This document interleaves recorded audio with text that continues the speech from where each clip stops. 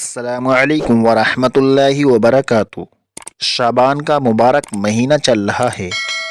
اس مہینے کے اندر خوب نفلی روزے رکھنے چاہیے، لیکن جب کسی کے ذمے رمضان کے قضا روزے نہ ہوں، اگر کسی کے ذمے رمضان کے قضا روزے ہوں تو پہلے قضا روزے رکھے، اس کے بعد نفلی روزے رکھے۔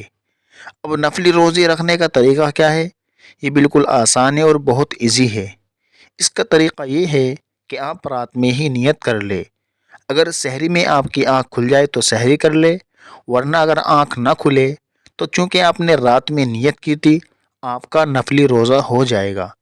اب ایک سوال یہ ہوتا ہے کہ شعبان میں کب تک روزے رکھنے چاہیے اور کتنے رکھنے چاہیے؟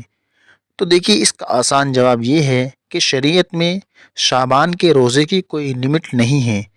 یہ آپ 5 رکھیں گے، 10 رکھیں گے، 20 رکھیں گے، مگر اس بات کا خیال رکھیں کہ جب آدھا شعبان گزر جائے تو شب برات کے بعد روزہ رکھنے سے وہ لوگ بچے جن کی صحت کمزور ہے۔ اس کی 2-3 وجہ ہیں۔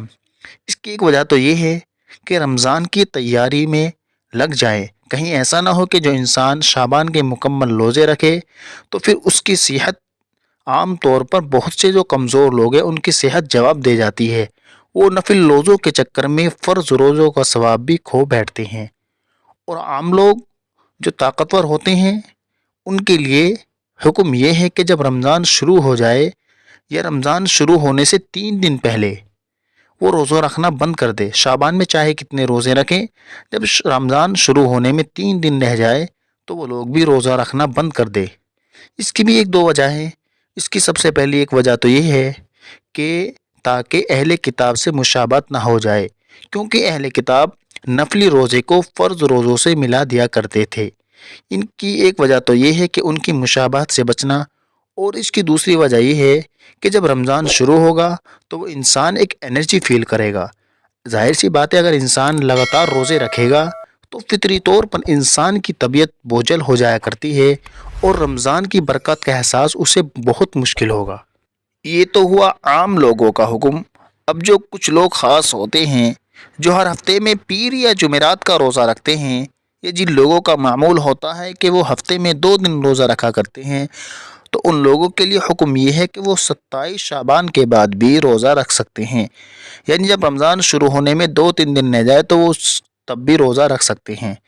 اب یہ تمام چیزیں جو ہم نے آپ کے سامنے بیان کی، یہ حکم بیان کیا، اس کی وجہ کیا ہے کہ شعبان میں کب تک روزہ رکھیں؟ تو اس کی وجہ 2 حدیث ہے۔ ایک حدیث حضرت ابو ہریرہ رضی اللہ تعالیٰ عنہ بیان کرتے ہیں کہ آپ صلی اللہ علیہ وسلم نے ارشاد فرمایا کہ جب آدھا شعبان گزر جائے تو روزہ نہ رکھو۔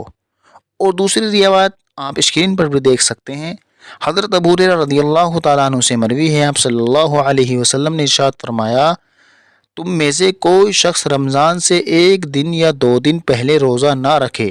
ہاں، جو شخص اس دن روزہ رکھنے کا عادی ہو، جس کا معمول ہو، تو وہ روزہ رکھ سکتا ہے۔ یعنی وہی جو ہم نے ابھی بیان کیا کہ جو ہفتے میں 2 دن روزہ رکھتے ہیں تو ان کے لیے حکم نہیں ہے۔ تو یہ تھے شعبان کے روزوں کے متعلق کچھ ضروری مسائل۔ امید ہے کہ آپ کے علم میں ضرور اضافہ ہوا ہوگا۔ اللہ تعالی ہم سبھی کو شعبان کے مہینے کی قدردانی نصیب فرمائے۔ آمین ثم آمین۔ مزید اسلامک معلومات کے لیے ہمارے یوٹیوب چینل کو سپورٹ کیجیے اور سبسکرائب کیجیے۔ شکریہ۔ السلام علیکم ورحمۃ اللہ وبرکاتہ۔